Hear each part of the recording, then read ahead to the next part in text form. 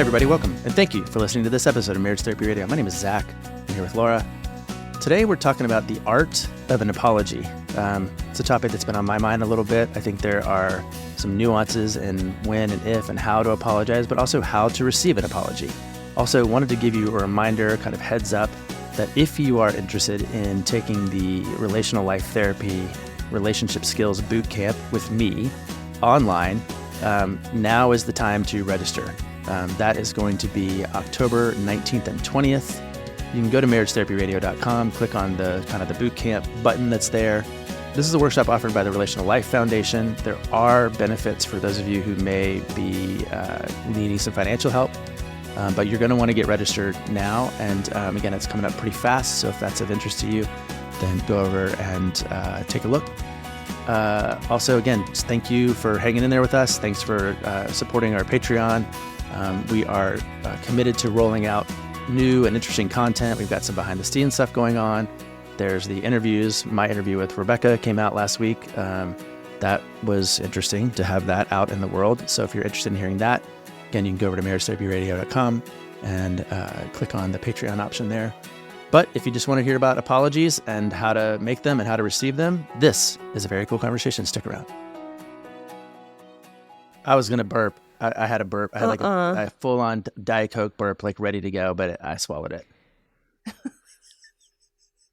I am curious what stories my son is going to tell about me, because yesterday I had such a giant burp and I pulled, like, I was like holding come here, and I went like I was going to whisper in his ear, and I belched so loud, and he was mortified. He was like, Mom, I could literally feel like little bubbles in my ear. Like you sent it directly into my ear. I was like, yeah, buddy, I'm disgusting. That's awesome. You're welcome. Anyway. Hey, we just did a little behind the scenes bit, but I want to, before you prompt me, I want to tell everyone on the podcast world that you are a badass triathlon lady. It's and true. You crushed it, and I'm really happy for you and proud of you. And thank you. And I don't know, what do you want them to know? Well, first of all, if you want to know a lot, you can go behind the scenes at Patreon. But if you just want to, like, what's your jam right now? What do you want us to know?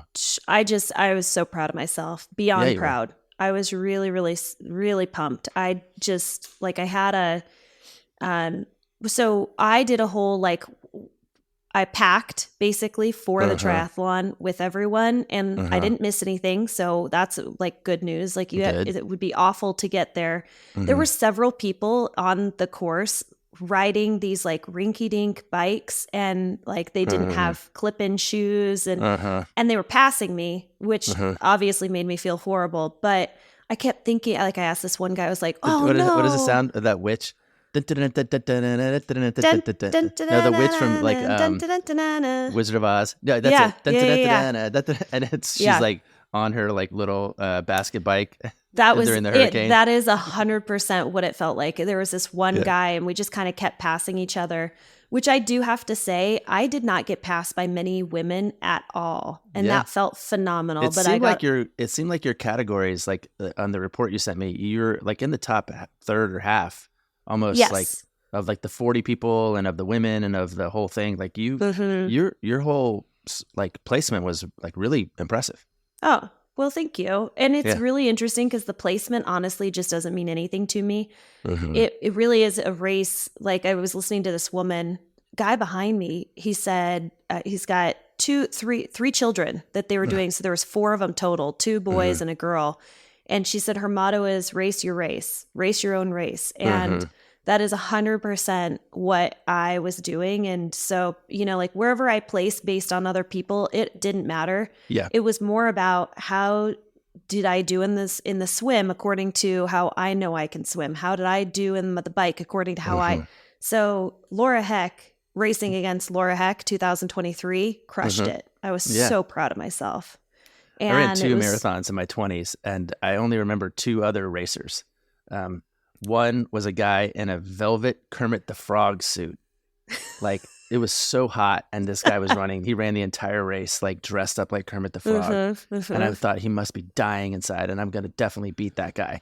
But I didn't. He killed me, and I was devastated. It's funny. And then no, that was a different race. But the other person, you know who the other person was that I was Oprah Winfrey. Oprah Winfrey and I ran a marathon together. So we passed each other a lot. Like we were back and forth. She waved at me once.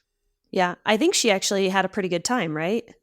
That was my first marathon. We both were like 4:20. I definitely finished ahead of 4:20 Oprah. is phenomenal, by the way. I'm proud of you for that. For sure.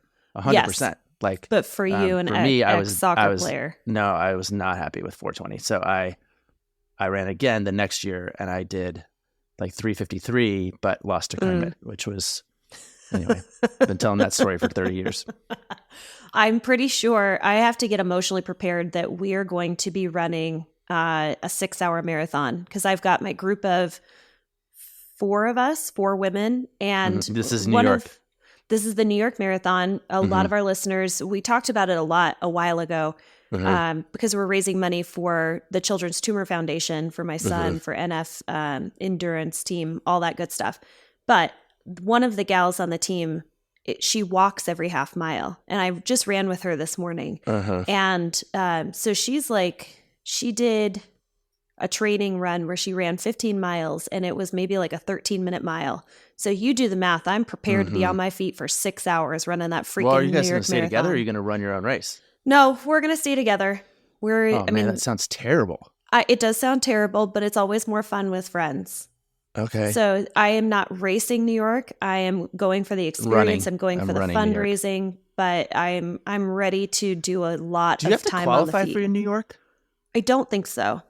Because like in some of those qualifying races, like you can't like 6 hours would be unheard of slow. Like not really, but I mean, like Boston, for example, you have to run a 4 or something to even get in. They're going to give us push brooms, essentially. They're going to be like, hey, are you guys, we're just going to give you push brooms and a couple of garbages. Is that cool with you? And we're like, no problem. We're just bringing up the rear. Yeah, I will say this. That race is when? November 3rd.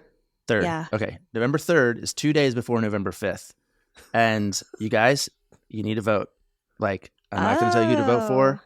And that's a thing, but this is an important time, and you need to exercise your right as a citizen.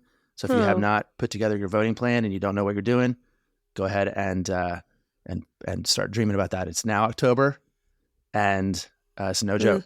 You got to vote. Right on. Way to talk about something that matters. I spent the weekend writing postcards to voters in Arizona to encourage them to vote. So especially if you're in a swing state or battleground state, do your research, get out to your poll, make your choice. And cool. Right on.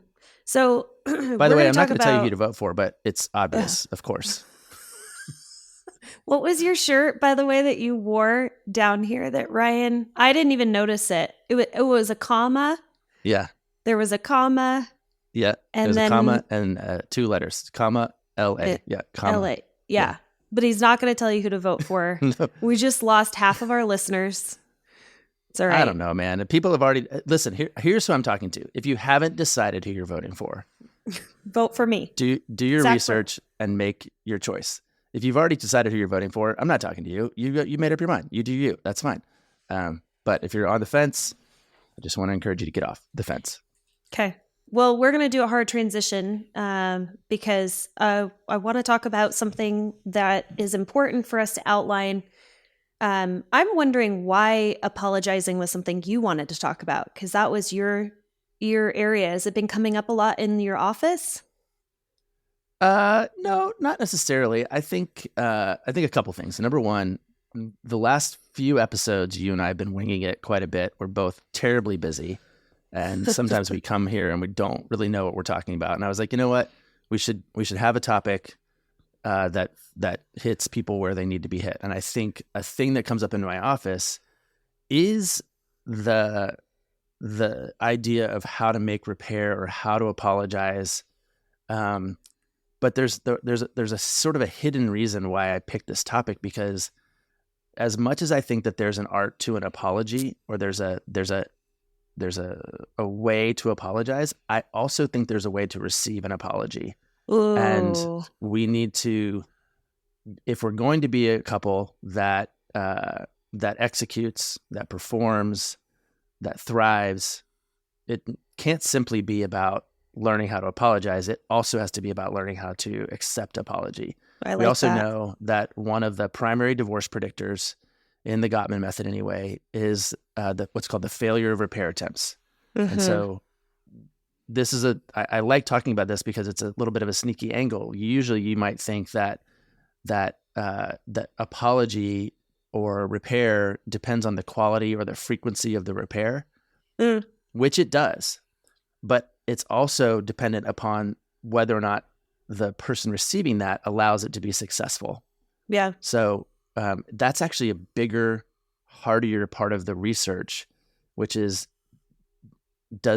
will you let people be good to you? Will you let people repair? Will you let people try and course correct? Because if you don't, that's one of the predictors we know of relationship demise. So I wanted to talk about the art of an apology, but I also wanted to emphasize and speak a little bit to how you receive one. So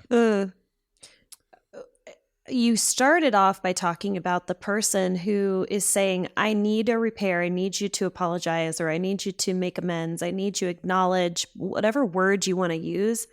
And I've had a lot of people say, this is a broken part of the system of our relationship, because in the past, when I have repaired or when I've tried to make attempts to repair, they have been dismissed. I've been shamed into like, oh, now you think you can, like they're not allowing the repair attempt to be successful, and that entire system has crumbled. And I'm glad that you started off with talking about allowing that repair to be successful, because I do find that often it's not because one partner is unwilling to repair, unwilling to make amends or apologize. It's the partner who is making it very difficult for them to feel comfortable and safe coming to them and saying, I acknowledge that I hurt you. Yeah. It's like a punishment. Yeah. Just a little behind the scenes notion, like as a therapist, I'm having a little bit of a hard time right now. And I don't know what right now is. I don't know if it's this year. I don't know if it's, this week or whatever, but like in the moment, like I'm aware of a little bit of impatience I have with people who say, well, that's not going to work because I've tried it in the past and it doesn't work. Yeah. Or I don't know why I would do that because the last time I did it, he didn't, or she didn't, and I like internally and like in my body, I'm like, oh my God, really? Yeah. And I have to remind people, and I'm learning how to do this gently, but here's the reminder, which is the reason you're in this room, the reason you're listening to this podcast is because you don't want to do things the way that you've always done them. Yeah. Or because you want to believe that there's a new or an other way to do it. And so, you have to open yourself up to that. That's actually allowing repair attempts to be successful. Yeah. Because the people who could say, well, this isn't going to go well because it didn't go well before, that's the problem that we're talking about. What I have to learn how to do is figure out how to be slower, gentler, and also respect that there's pain from before, that there's not, you don't just forget about what happened or what has been happening or the pattern. You have to have some basis for expectation that things are going to change. So that's a little bit of a confession from the therapist. So couch. I was actually thinking about this, and that when you have couples come to you and they basically say, well, this is kind of scary. Like I'm concerned, or I'm worried about taking the first step. I don't want to be the first person that offers an apology, or I don't want to be the person that, is vulnerable. And I was like, how do I get couples to do this? And I literally thought to myself, it's about small things done often. If that's the motto, what if every time couples come into my office, I say, hey, let's just take an opportunity, and I'd like for you to practice apologizing for something that you did this week. And just to get them in the practice of offering an apology or repair. And it's not them saying, like, hey, I know that you've come to me and I've harmed you in this way, and so I wanted to make amends with you. It's literally one partner saying, okay, here's one way in which I think I probably hurt you, and I want to acknowledge the pain that I had, and I just want to apologize. Because I'm trying to figure out, how do I give people the tools to be able to have this just roll off their tongue? It's like second nature after a while. And how do I also get them really accustomed and used to accepting apologies and being really prompt on repairing? And I was just, I don't know, I was thinking about that, but I'm curious what you think as far as, I'm much more, I would say, driven toward exercise and repetition and practice than I would say you are in your office. But what do you think about? I'm much more contexty. Yeah. And like maybe a little bit more like pep talky.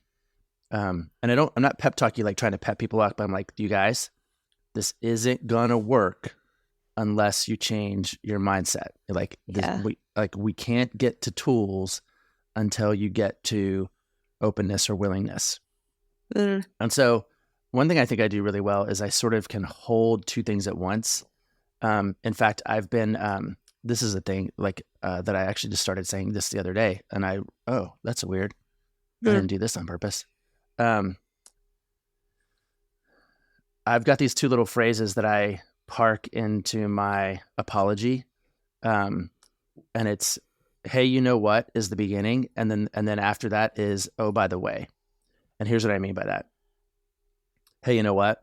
Totally, I didn't take the garbage out. 100%. I forgot to do that. I know that you asked me to, and that was a reasonable expectation for you to have. I know I haven't done it in the past, and that is problematic. Okay. Oh, by the way, I had COVID, and also I got a really difficult phone call from my boss, and also the kids were like, it's sort of like whatever your excuse was or whatever your like your other thing. And I don't mean to like make excuses, but sort of like you have to sort of stick the landing, which is this. And so I think what I'm trying to answer your question, which is how do I get people to enter into this space? I'm like, there's two things. There's the fact that this thing happened and that it was upsetting and that you owe the person a repair. Right. And then after you stick the landing, there's here's what that was about. Here's what's going on. Here's where that came from. Here's why I felt like probably I actually thought you were taking the garbage out. Oh, by the way, okay. I thought that was your job because we discussed it in the car on the way home. Like, but you're not like where people get caught up is, no, I didn't take the, I mean, I'm sorry, but you said it was, you know, like that gets all messy, right? So, but the two phrases that I have like kind of been saying to myself or saying to my clients over and over again is like, hey, you know what? Which is, yes, that's right. It happened. I'm aware. It seems important to you. Stop. Right. Full stop. The way, there's more to the story. Yeah. This comes from this, or this is about that. Like, but I think when we mix those up, that's where it like gets really messy. So I don't know if I answered your question, but that's nope, not at all. But that's okay because you're parlaying into what I really want to talk about, because there's amazing research and I'm all about framework, and I've been recommending this podcast. I've mentioned it many times on our podcast. So after you listen to us, if you want to go and get the full meal deal, I recommend that you go and check this out. But there's a book that Harriet Lerner wrote. I want to get the name right, so if I botch it, I think it's called Why Won't You Apologize? Harriet Lerner and Brene Brown did a 2-part series a while ago.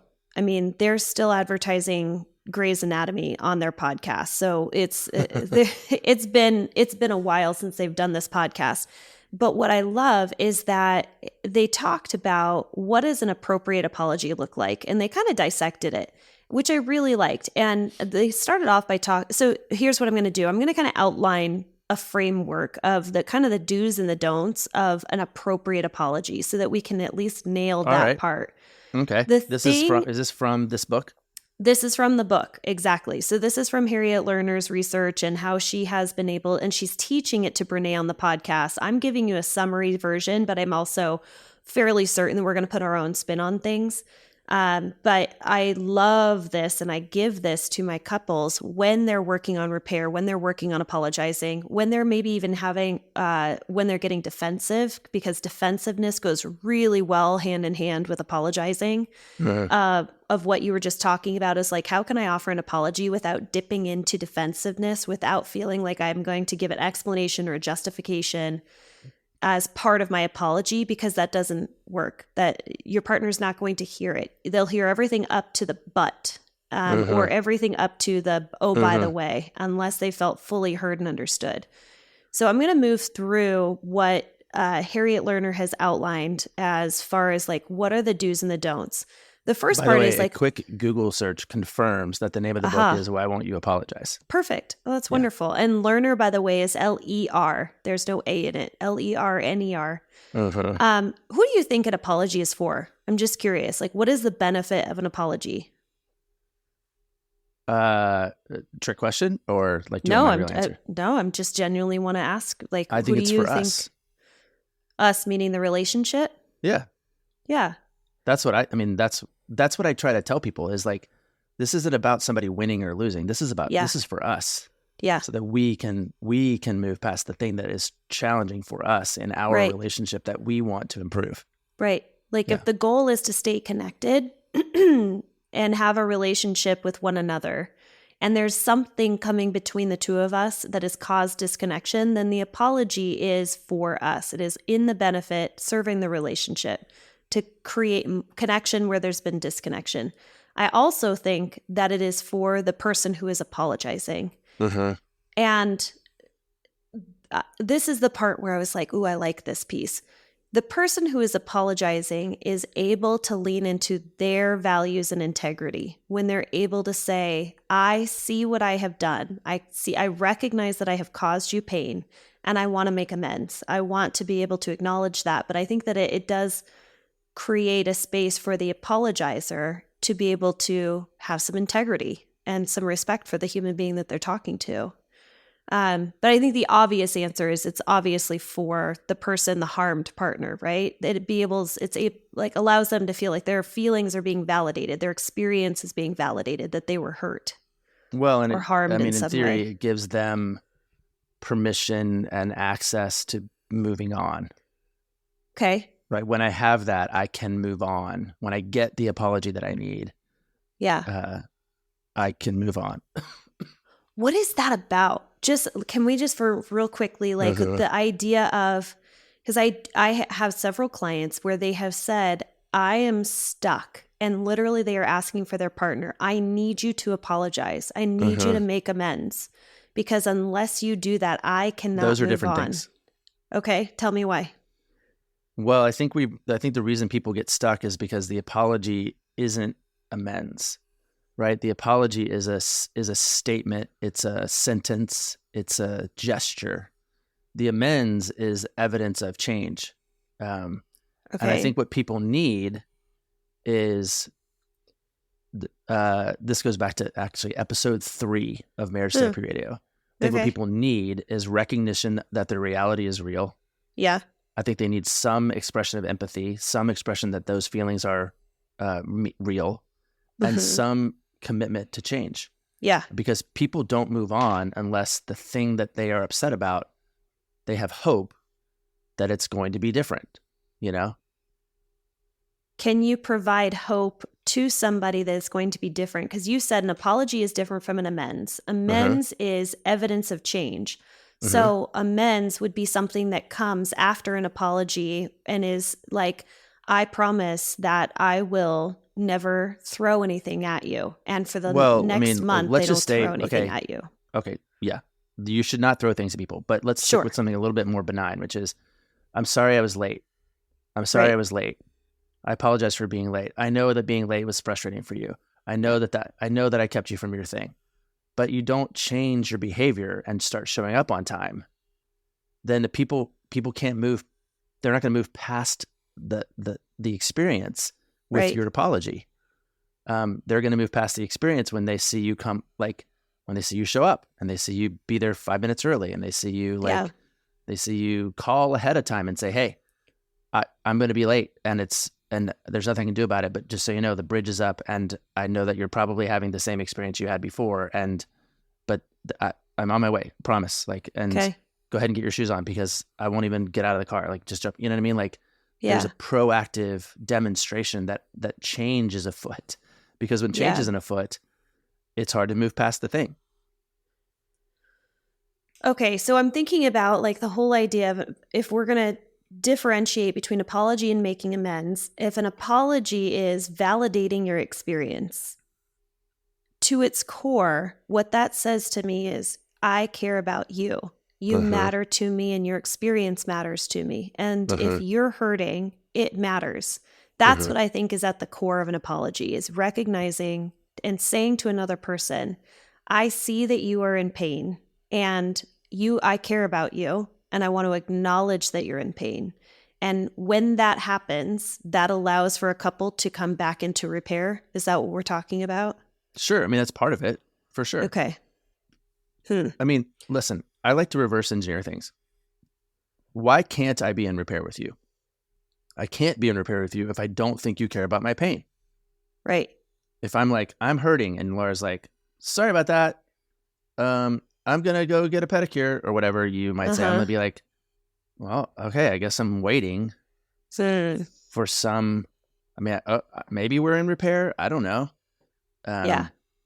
So there's this, I can't ever find like how to land this metaphor, but there's some like, like little like loose wire, like a wire that's like hanging out and needs it needs to go, and I don't know what there's like just like a searching tendril or something that is floating loose, and it won't stop searching until it gets what it needs or until it sticks to something. The way you're describing this makes me think about the concept of like ghosts. Like when people pass on, they haven't like had some sort of final. Exactly. Okay, there we go. Yeah. Right. Okay, like but they're sticking here's around. the thing about that, right? When the ghost doesn't have what it needs, when it hasn't gotten the thing it needs, it haunts people. It draws attention to itself. It knocks things off the mantelpiece. Like it until it gets this like settling of its past. Yeah. That's the story of a ghost, right? Yeah. Interesting. Okay, let's keep going because I want to go through sort of what are the 9 ingredients of an apology. So number 1, 9. Okay. I know, that's why I'm like, let's get this show on the road. 9 times? 9 times. Oh man. I got nothing. We'll let our listeners are going to chime in. They're going to be like, I know what that is. So, I have no idea. Are you going to hint? Welcome to letting us know. Is it Seinfeld? Is it? Should I know? Whatever. I'm not going to tell you. I'll tell you off. I don't know. Yeah, behind the scenes. Yeah, behind the scenes. 9 times. Okay, number 1, a true apology does not include the word "but." We already talked a little bit about that. Well, here's what we talked about. You lumped "but" and "oh, by the way" in the same thing, and in the same sentence. Here's what I think about that. Number 1. The word "but" exists to diminish whatever came before it. That is the purpose of the word, to minimize the previous clause and to accelerate the clause that follows it. That is why that word exists. So when you say, I'm sorry, but, what you are saying is, I'm sorry. However, that's not as important as the thing I'm about to tell you. Yeah. What I said about, oh, by the way, was very careful to say is you got to stick the landing. You got to get the full stop, the end. Do you get what you need? Yep. Oh, by the way, is the next part, right? It maybe is in the category of but I think it's closer to and, which equalizes the phrases that are on each side of it. Oh, interesting. Okay. So in general, I would say anytime you are coming in and you're apologizing and you use the word but, that's the moment that your partner stops listening. That's the moment that you have failed. That's the moment when you have to say, man, I screwed that up. I just want to stop.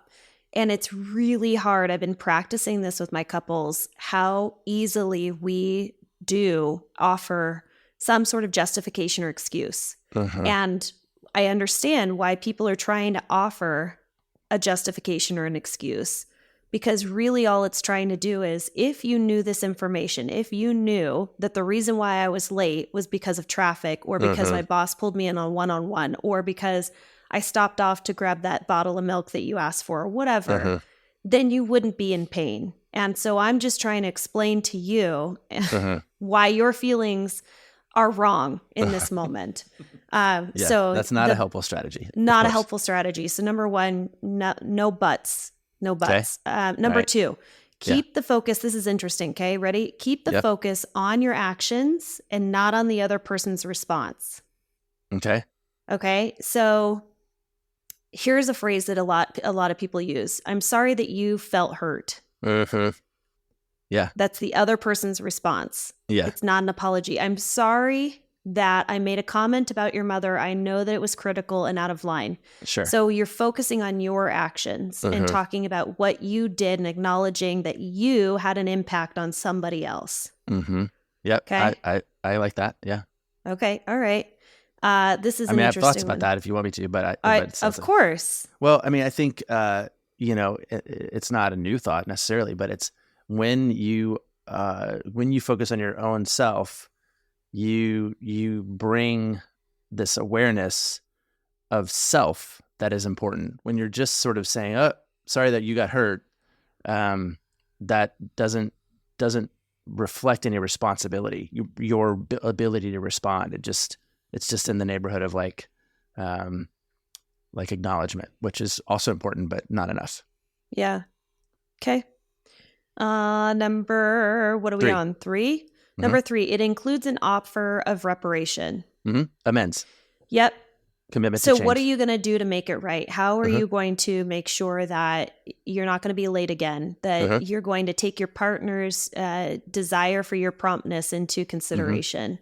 Or I'm going to fix it. Yes.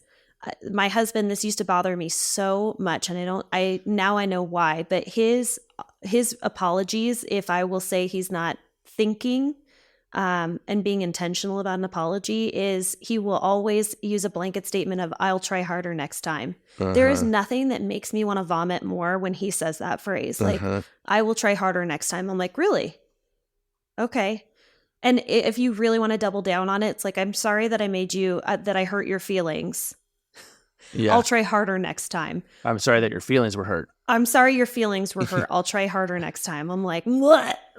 Get out of here. The thing about that you're describing with Ryan is like, I think that there are things we learn how to say that we maybe learned how to say when we were kids that now they're just sound bites. They're just verbal tics, right? They're not reflective of actual thoughtfulness. Yeah. And so, people who get good at apology need to learn how to go beyond the verbal tick, Yeah. Yeah. I totally agree, which is why I think a lot of people, if you're going to apologize, if the point is, I know that I hurt my partner and I know that our relationship needs a repair, then sit down and write it out. What were your actions? Focus on your actions. Don't include a but. What is it that you're going to do in order to make amends and move forward so that you don't continue to hurt your partner? We're going to get there in just a second. Actually, I might as well just get there, is not to apologize before, this one bothers me, before your partner has had an opportunity. This number 4? I'm jumping ahead. This is more of, I know it's in here somewhere. Okay. Is to ensure that your partner feels fully understood before you start apologizing. Oh. Yes. No, that's true. Yeah. Stick the landing. Yeah. But also, like, if your partner is like, "Hey, I'm really disappointed that you came in late today," and you are going, "Oh, I'm so sorry. You're right. I'm sorry. That, gosh, I did it again." And it's like, well, hold on a second. You don't actually know what I'm upset about. Give me a second to explain myself. Like, I wasn't upset that you were late. I was upset because our daughter, was blah, blah, blah. So I do think that if you are apologizing before your partner feels understood, that apology is not going to land the same way. Okay. It's in there somewhere. Here's one. Do not overdo it. So I am speaking to the nice guys, since we've kind of addressed nice guy syndrome a little bit. This one 100% lines up with the nice guy. And this also lines up a lot with women in particular. It's apologizing like you ran over somebody's cat when you just overfilled their coffee cup. You know what I mean? And I see this in the sense of like, it's almost like you're apologizing and you're kind of like hijacking the emotional grief of your partner. And now it's it's making it about you. Exactly. Now they are in charge of taking care of you because you're so upset. It's sad because as I was thinking about this, I thought about the first time I ever had to fire someone. I was about 22 years old, and I burst into tears at the interview, or at the, it was not an interview, at the meeting where I fired this person. And I feel really bad about that now because that was not my emotion. It wasn't my day, right? Like they were the ones that should have been experiencing the emotion and the grief of losing their job. And now I was making it about me. So don't overdo it, the apology. Can you see why I was like, this is about the nice guys and the women and not about the men? Yeah. Well, and then if I wanted to get like really like meta about it, I mean, you part of this being for us is that we don't allow shame and contempt to run the show. So if I overdo it, if I go to shame, and I'm like, woe is me, I did it wrong, I'm terrible, I shouldn't Totally. And and then we introduce this idea that like somebody has to pay, and if it's and I'll make myself pay, right? Then that's not good for us. Right. Yeah. But that's a really good point. That is a place of shame where you go to. Okay, here's one. Don't get caught up in who is to blame or who started it. Yeah, I mean, yeah. The problem with this is like when couples get into chicken and egging. Yeah. You could go back to 2012 if you want to. Yeah. 100%. And that, or I was born in 1973. I can go back to 1973 and be like, well, my parents never held me when I was an infant, so I'm not used to hugging people. So sorry. You know what I mean? Like, who wins this when you chicken and egg back to the... Yeah. So what I always... I think you should chicken and egg, but I think you should chicken and egg in the opposite direction, which is where you say, somebody goes, hey, you were late and that was really frustrating. And you go, you know what? I was late, and that was really inconvenient for you, and there's really no excuse for it. And then maybe Rebecca goes, but I know you're working really hard, and you probably got sidetracked. I know sometimes you get caught up in your notes at the end of the day. And I go, you know what? Totally, I probably did get caught up in my notes, but that doesn't mean I shouldn't have said that I would be here on time and meet you. Yeah. I know, but we can figure it out because the truth is I didn't need to be there. Like if you chicken and egg the opposite direction, you know who benefits? Yeah, the whole relationship benefits. Us. Yeah, 100%. Yeah. So Harriet says, apologize for your part. Don't wait around for your partner, and just apologize for your part, even if it's only 5%. Yeah. And that's the interesting part. And maybe why some people have a hard time apologizing is that in their mind, they're like, if I'm not ready to take 100% of the blame or the responsibility for this, I'm not going to even offer that apology. And I like that it's just apologize for your part. Just apologize that you raised your voice. Just apologize that you slammed on the brakes. Just apologize that you forgot to pack the kids' lunch today for school.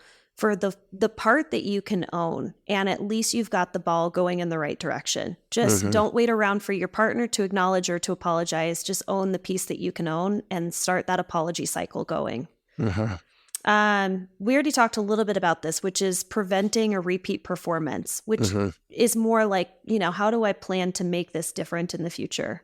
It feels like an empty response if it's like, yeah, I know I hurt your feelings again. And then it's just a hard stop. I've validated your feelings, but I'm not going to do anything to make a change moving forward. Well, a couple things I'd say about that is we're focusing quite a bit on the apology, which is that maybe the moment that you are acknowledging the rift. Yeah. But the apology is actually a posture, right? Like it's not just the moment; it's also tomorrow and the next day and the next day. It's the change that comes, right? It's not just the sentences that you speak. Right. It's actually the thing that you demonstrate. I think that's the heart of that, whatever that is, number 8 or something. Which I can see why some people wait so long to apologize. I don't know if you ever have this, but I have couples. Which at the end, when we get to number 9 or whatever, I'll tell you what I think the art of receiving an apology is. But I would love to hear that. Yeah. I think, I'm just wondering because I have couples that come into my office and they literally say, I have never heard my partner apologize. That's just like not a part of how they were raised. It's something that they have just like, they don't apologize. And it's not that they are heartless human beings. It's not that they don't care about their partner. But for some people, maybe they're not willing to make the changes that their partner is asking for that hurt them. I don't know. Yeah. Okay, here's one. An apology should not be intended to silence another person. So Sure. this is a little bit also with the nice guys that I see in my practice, where they are so uncomfortable with their partner's pain and they drop into shame very quickly. Or I was sorry. What else do you need? Exactly. Why are you bringing this up again? Yeah. We've already had this conversation 20 times. Well, they're bringing it up again. That's the interesting part. They need. Because they don't have what they need. Because you haven't acknowledged their feelings. They don't feel truly understood and heard. So if they keep bringing this thing up over and over and over again, the best thing you can do for your partner is to just shut your freaking mouth and stop with trying to apologize and just hear their pain. Sit around, stay a while, listen to their story. And when you feel like you have heard all of the story, then you can start to apologize, acknowledge their pain. Here's another one. An apology should not be intended to make you feel better at another party's, like if another party feels worse. Does that make sense? So an apology is not meant... Sorry. Well, my brain just went back to something that I was trying to say. Yeah. People understand this if they think about it. When people repeat themselves, just think about this in the context of your work. If I need a data report from you, the only reason I ask you for that data report 5 or 6 times is because I didn't get it 4 or 5 times before. So the idea that people are repeating themselves because they don't have what they need is something we understand. We understand this. This makes sense. Yeah. So when your partner keeps bringing up the topic, keeps saying, and your response is something like, why are you bringing this up? This is what we've already said. The answer is because they don't have what they need. So the response ought to be, hey, this is like the 3rd time that you've mentioned this in the last 24 hours. It seems like you don't have what you need. What do you need? That's the way out. It's not, what's your problem? I already said it 4 times. That would be like if you asked for the data report and then somebody handed you a marketing report, or somebody then handed you a financial summary from 2012, hey, wrong report. Nope. Still don't have what I need. We get this part. So again, that person in their office would be like, oh my God, so sorry. What do you need? I need this thing from last week at the, let me get that for you.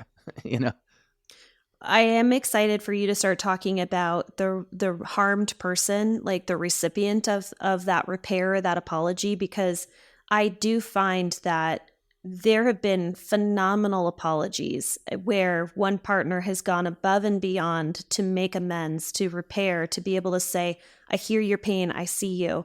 And yet I still see a person who is saying, I am not ready to allow that apology to be effective or that repair to be effective.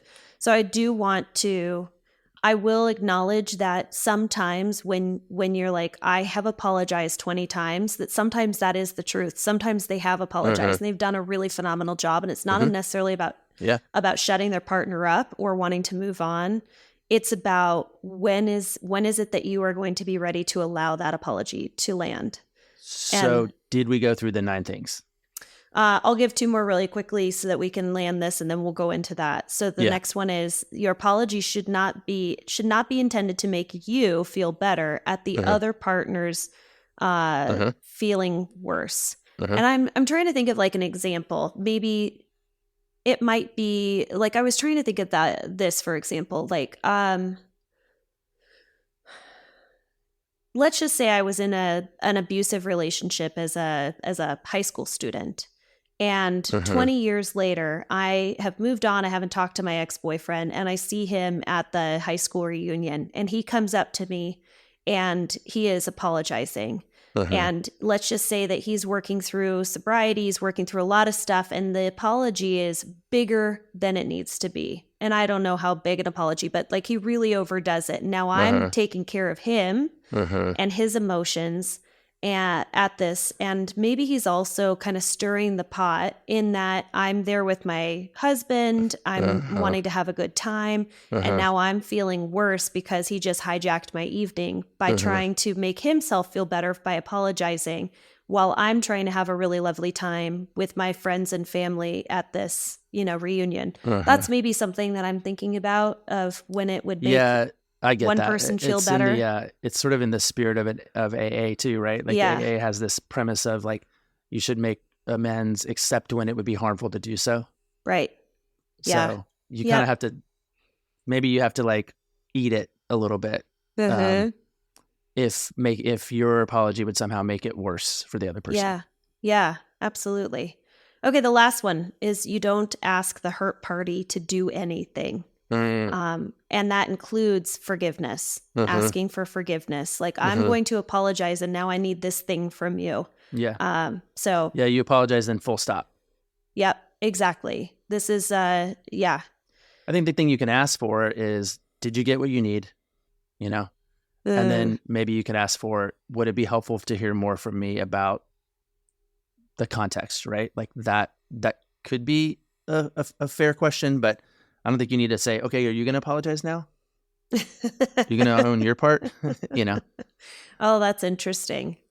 That I like that it says like not even forgiveness, but also not even for them to reciprocate with an apology. Actually, this happens a lot. I know I keep bringing up these nice guys because I see a lot of nice guys in my practice. It's this covert contract that if I apologize to you, you're going to reciprocate with an apology. So I'll go first. I'll apologize, I'll own it, and then I just sit there and I wait around for you to also apologize because I need you to, ultimately, the only reason I'm doing this is because I need my feelings validated and I need to feel better. That's why I'm apologizing. So Harriet's saying, don't do that. All right. So those are the 9 ingredients of an apology. We're going to flip to the other side. Maybe we'll even do a second episode. What do you think? This is pretty fast. Okay.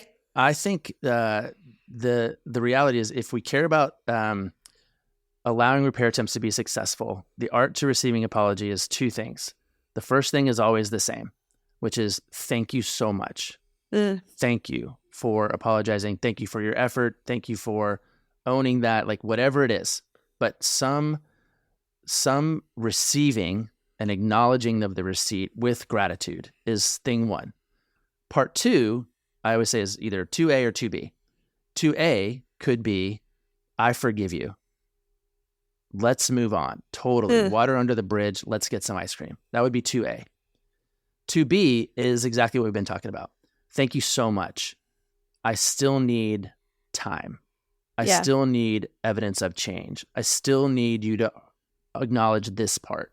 I still need you to apologize to our daughter also.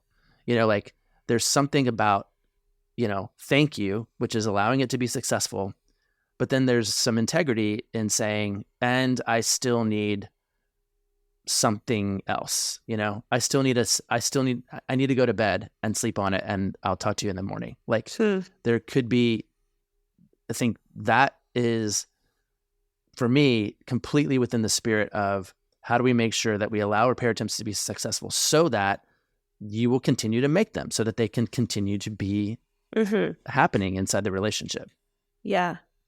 Right now I'm kind of thinking a little bit around a fair recovery and this feeling of the elongated apology of I'm apologizing, I'm trying to make amends with you. And the harmed partner is, and I still need this, and I still need this, and I still need this. And I find that a lot of partners are saying, when will it ever be enough for you? And what I want to do is I almost want to say, as somebody who is accepting the apology, if the idea of forgiveness for me, like forgive and forget, that is something that I teach people that like you will never forget. Like that is part of our nervous system. Is you have been hurt, your nervous system is going to hold on to that forever and always because that's intended to keep you safe.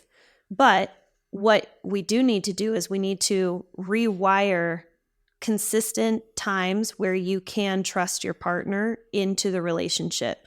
because you're never going to forget that this happened to you, but you also need to have a stronger memory, and your neurons need to fire faster and stronger in a direction of my partner doesn't hurt me, my partner is trustworthy, my partner is there for me. Yeah, got to rewire so your brain. I guess in order for your partner to allow repair to be successful, is it okay to say, Zach, that success is not saying I forgive you? Like, is success still saying success is saying thank you. Thank you. That is the benchmark. Thank you for coming to me. Again, like the thing you did, I receive. Okay. And also, I still need or, like I think any repair attempt that is met with gratitude is going to, I would think that's successful. I mean, it doesn't mean it's completely repaired. Right. But the attempt is successful. Got it. That is just you allowing that connection to be made. Mm-hmm. Got it. Allowing that piece to land, that, that's what I think. Okay. I get that. I have the whole idea of like forgiving your partner. That is a longer process for me. And that does not need to, you don't have to be in disconnection with your partner while you're also forgiving them. Yeah. I want to say that again, because I think that's what really clicked for me. You don't have to be in disconnection with your partner while you're in the process of forgiving. You can still be in connection with them. You can still allow that repair to be successful and still be grieving the past hurt and pain. Yeah. If I were writing that sentence down in a way that was literary, I would say you can be in the process of repair and in the process of forgiveness at the same time. Okay. Yeah. All right. Hey, let's land this. Okay. And this was an interesting topic. I think I've got a few couples that we're going to be working on this specifically this week. So there you go. It's nice to talk about it. Right there on. you go. All right. Adios. Okay. Thanks so much for listening to this episode of Marriage Therapy Radio. Thank you so much for our Patreon listeners. We have been adding lots of great content in there for you, including a behind the scenes where Zach and I we talk about what's most important in our lives and what's going on, which we might end up getting a little shorter and shorter version, abbreviated version here on the podcast. But if you're interested in becoming a Patreon supporter at the $13 mark, you get a lot of good stuff, including Zach's book club. Thanks for all of your time and attention, making your relationship better today than it was yesterday.